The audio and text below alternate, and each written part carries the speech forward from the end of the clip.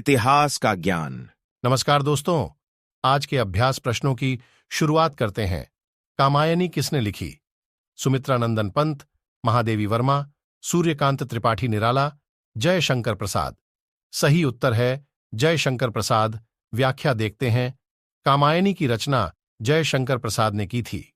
इसका प्रकाशन वर्ष 1936 में हुआ था। कामायनी जयशंकर प्रसाद और छायावाद युग की सर्वश्रेष्ठ कृति मानी जाती है। हिंदी साहित्य में तुलसीदास की रामचरितमानस के बाद दूसरा अनुपम महाकाव्य कामायनी को ही माना जाता है। इसे छायावाद का उपनिषद भी कहा जाता है। सुमित्रा नंदन पंत, महादेवी वर्मा तथा सूर्यकांत त्रिपाठी ने सरोज स्मृति की रचना की है। अगला प्रश्न देखते हैं। डॉक्टर सलीम अली एक क्या थे? पक्षी विज्ञानी, जीव विज्ञानी, पर्यावरणविद, त्वचा रोग विशेषज्ञ। सही उत्तर है पक्षी विज्ञानी। व्याख्या देखते हैं। सलीम अली भारत के एक प्रसिद्ध पक्षी विज्ञानी थे। इन्हें भारत का बर्ड मैन भी कहा जाता है। ये ऐसे व्यक्ति थे जिन्होंने पूरे भारत में व्यवस्थित रूप से पक्षी सर्वेक्षण का आयोजन किया। इन्हें वर्ष 1976 में भारत के दूसरे सर्वोच्च नागरिक सम्मान पद्म विभूषण से सम्मानित किया गया। अगला प्रश्न देखते हैं। किसने रघुपति राघव राजा राम लिखा है? गांधी जी, टैगोर, अरविंद घोष, विष्णु दिगंबर पलुस्कर। सही उत्तर है विष्णु दिगंबर पलुस्कर। व्याख्या देखते हैं। प्रसिद्ध भजन रघुपति राघव राजा राम की रचना विष्णु दिगंबर पलुस्कर ने की थी।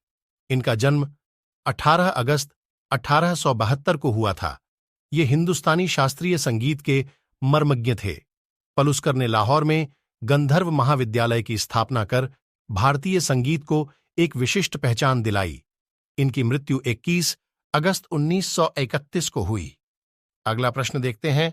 कर्नाटक में हृदय, विरासत नगर विकास और विस्तार योजना के अंतर्गत निम्न में से किस शहर को चुना गया है? हम्पी, बीजापुर, बीदर, बादामी। सही उत्तर है बादामी। व्याख्या देखते हैं। कर्नाटक में हृदय, विरासत नगर विकास और विस्तार योजना के अंतर्गत बादामी शहर का चुनाव वर्ष 2017 में किया गया। यह ऐतिहासिक धरोहरों की नगरी है। इसका पूर्व नाम वातापी था। बादामी 540 से 757 ईस्वी तक चालुक्य राजवंश की राजधानी रही। यह नगर अपने पाषाण शिल्पकला मंदिरों के लिए प्रसिद्ध है। यहां बादामी गुफा मंदिर, भूतनाथ मंदिर व मल्लिकार्जुन मंदिर समूह विश्व प्रसिद्ध है।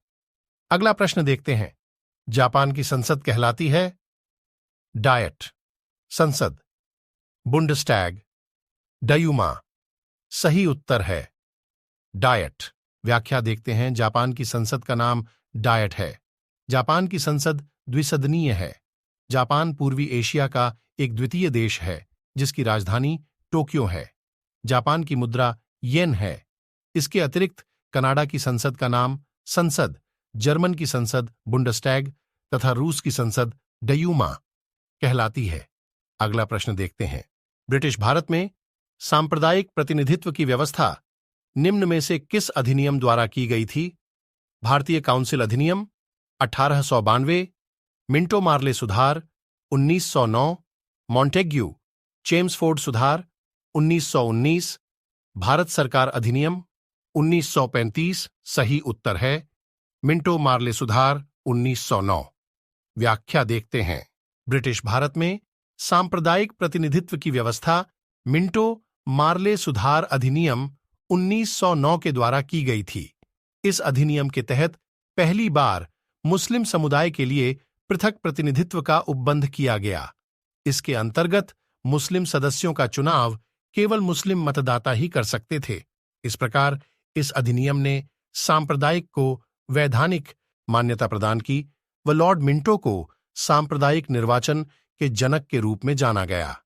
इसके अतिरिक्त इस अधिनियम के तहत केंद्रीय व प्रांतीय विधान परिषदों को पहली बार बजट पर वाद विवाद करने व सार्वजनिक हित के विषयों पर प्रस्ताव पेश करने, पूरक प्रश्न पूछने व मत देने का अधिकार मिला। अगला प्रश्न देखते हैं। प्रस्तावना का वह प्रावधान जो सभी वयस्क नागरिकों को मतदान का अधिकार प्रदान करता है, पंथ निरपेक्षता, अखंडता, समाजवाद, गणतंत्र सही उत्तर है। गणतंत्र। व्याख्या देखते हैं। भारतीय संविधान की प्रस्तावना में गणतंत्र का प्रावधान सभी वयस्क नागरिकों को मतदान का अधिकार प्रदान करता है। इसके अतिरिक्त प्रतिनिधियों को चुनना, निर्वाचन में खड़ा होना, सार्वजनिक पद पर नियुक्ति का अधिकार, सरकारी नीतियों की आलोचना करना इत्यादि अन्य राजनीतिक स्वतंत्रताएं हैं।